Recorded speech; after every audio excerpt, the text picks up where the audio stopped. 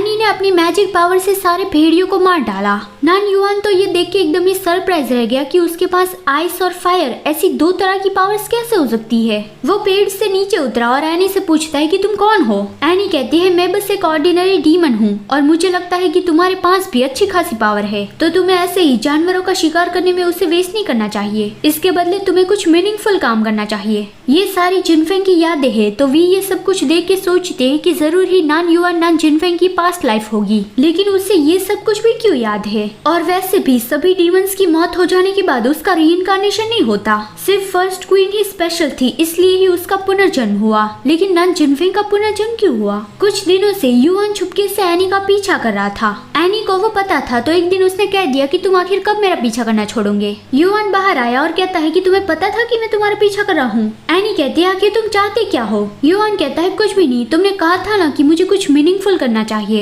Any कहती है इंसानों की अलग दुनिया है और मॉन्स्टर्स जंगल में रहते हैं, सिर्फ डीमन के लिए ही कोई जगह नहीं है, तो फिर क्यों ना उसके लिए कोई जगह क्रिएट की जाए जिससे हम डीमन वर्ल्ड कहेंगे, जहाँ पे सारे डीमंस एक साथ मिलकर रहेंगे, तो ये चीज बहुत ही मीनिंगफुल कहलाएंगी, है ना। युआन कहता है इसका मतलब कि तुम डीमंस के लिए एक दुनिया बनाना चाहती हो, ये तो काफी इंटरेस्टिंग लगता है। तो क्या इसमें तुम्हें मेरी मदद चाहिए? अगर तुम उसमें कामयाब रही तो फिर तुम उस दुनिया की रानी बन जाना और मैं तुम्हारा नाइट बनूंगा, तुम्हें हमेशा प्रोटेक्ट करूंगा। एनी हंसती हुई कहती है कि मेरी पूरी जिंदगी में मुझे कभी किसी की प्रोटेक्शन की जरूरत नहीं पड़ी। फिर 100 सालों के बाद नान युआन की मदद से एनी ने डीमन के लिए एक दुनिया बना ली, तो इस तरह से वो डीमन वर्ल्ड की पहली रानी बनी। जिनफेंग के स्पिरिचुअल वर्ल्ड में वी ने देखा कि एनी ने डीमन वर्ल्ड को बनाने में 100 साल लगा दिए और उन 100 सालों में उसकी सारी एनर्जी खर्च हो गई और अब वो जल्दी ही मरने वाली है। युआन उसे कहता है कि अब तुम्हारी बॉडी बहुत ही वीक बनती जा रही है। अगर 100 साल पहले मुझे ये पता होता कि डीमन वर्ल्ड बनाने में तुम्हारी ऐसी हालत हो जाएंगी तो फिर मैं डेफिनेटली तुम्हें रोक लेता।